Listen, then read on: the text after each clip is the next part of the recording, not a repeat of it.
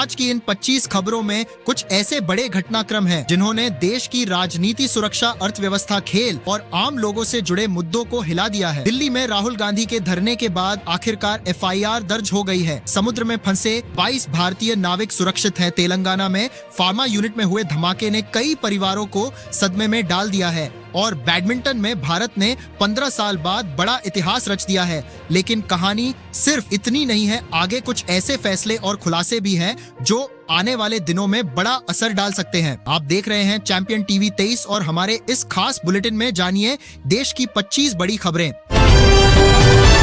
दिल्ली में राहुल गांधी का करीब 7 घंटे का धरना खत्म हुआ, जिसके बाद पैलेट गन से घायल छात्र साहिल लोचप की शिकायत पर दिल्ली पुलिस ने FIR दर्ज की। राहुल गांधी ने इसे न्याय की पहली सीढ़ी बताया। यमन और सोमालिया के पास 2 विदेशी जहाजों पर समुद्री डाकुओं के कब्जे के बीच 22 भारतीय नाविक सुरक्षित हैं। विदेश मंत्रालय ने सभी भारतीयों के सुरक्षित होने की पुष्टि की है। बांग्लादेश के प्रधानमंत्री तारिक रहमान के भारत आगमन को लेकर राष्ट्रपति भवन से भेजा गया ईमेल वापस ले लिया गया है। अब दौरे की स्थिति को लेकर तस्वीर साफ नहीं है।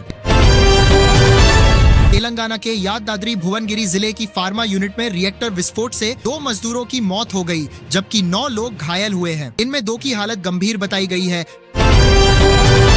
बैडमिंटन में भारत के लिए बड़ी खुशखबरी है। रीसा जॉली और गायत्री गोपीचंद ने विश्व चैंपियनशिप में महिला डबल्स क्वार्टर फाइनल जीतकर भारत का मेडल पक्का कर दिया है। दिल्ली में H1N1 के मामलों में तेजी देखी गई है। इस साल अब तक 1777 मामले सामने आए हैं। स्वास्थ्य मंत्री JP नड्डा ने समीक्षा बैठक बुलाई है। केंद्रीय गृह मंत्री अमित शाह ने कहा कि वंदे मातरम अभी भी पूरी तरह स्वीकार नहीं हुआ है। उन्होंने सिलीगुड़ी में सीमा बाढ़ के लिए जमीन नहीं देने को लेकर TMC पर हमला बोला। तेलंगाना के मुख्यमंत्री रेवंत रेड्डी का अमेरिका दौरा रुक गया है। विदेश मंत्रालय से राजनीतिक क्लियरेंस नहीं मिलने के कारण यात्रा पर सवाल खड़े हो गए हैं। दिल्ली के जंतर मंतर पर आरक्षण विरोधी प्रदर्शन में सैकड़ों लोग जुटे। पुलिस ने अनुमति नहीं होने के कारण कई प्रदर्शनकारियों को हिरासत में लिया। त्योहारी सीजन से पहले चीनी की कीमत कई जगहों पर 70 रुपए किलो तक पहुंच गई है। सरकार ने कहा है कि देश में पर्याप्त स्टॉक मौजूद है। मुंबई FDA ने रेडियो क्लब और हार जिमखाना समेत कई फूड आउटलेट्स के लाइसेंस स्वच्छता संबंधी कमियों के कारण निलंबित किए हैं। सुप्रीम कोर्ट ने 105 साल के उम्र कैद कैदी को बड़ी राहत देते हुए बाकी सजा माफ कर रिहाई का आदेश दिया है। यह मामला 1988 के हत्या केस से जुड़ा था।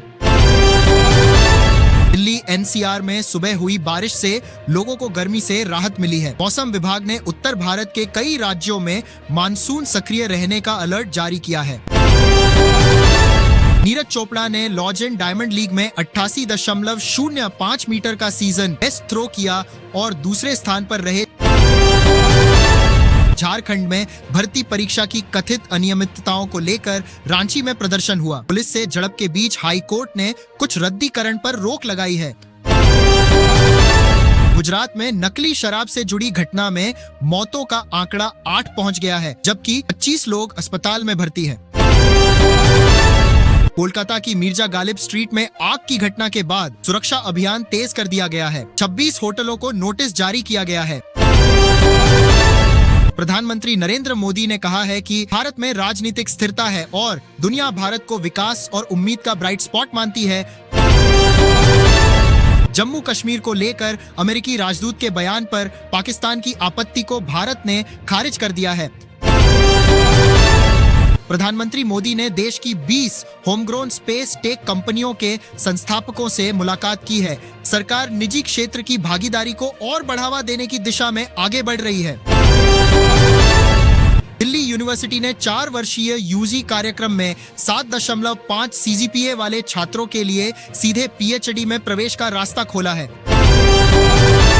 तमिलनाडु में 50,000 नए कृषि बिजली कनेक्शन देने के साथ 12,500 से ज्यादा नौकरियों और मंदिरों के इंफ्रास्ट्रक्चर को लेकर बड़े ऐलान किए गए हैं। पंजाब में बंदी सिखों की रिहाई की मांग को लेकर बंद का असर दिखा है। वहीं चालान की संख्या बढ़ने के बावजूद वसूली में कमी दर्ज की गई है। जम्मू कश्मीर के अनंतनाग में एनआईए ने आतंक से जुड़े मामले में छापेमारी की है। जांच एजेंसी की कार्रवाई से इलाके में सुरक्षा बढ़ा दी गई है। और आखिर में कुछ अहम update. ISRO satellite launch vehicle निर्माण में निजी कंपनियों को ज्यादा जिम्मेदारी देने की दिशा में आगे बढ़ रहा है। मुंबई में आवारा कुत्तों के लिए क्यूआर कोड कॉलर का ट्रायल शुरू हुआ है और इंडिगो की कुछ तकनीकी तथा वेबसाइट समस्याओं ने यात्रियों को परेशान किया है। फिलहाल चैंपियन टीवी 23 के इस खास बुलेटिन में देश की बड़ी खबरें इतनी ही, लेकिन खबरों की दुनिया में हर पल नया अपडेट सामने आ सकता है। इसलिए जुड़े रहिए चैंपियन टीवी 23 के साथ और देश दुनिया की हर बड़ी खबर सबसे पहले जानिए।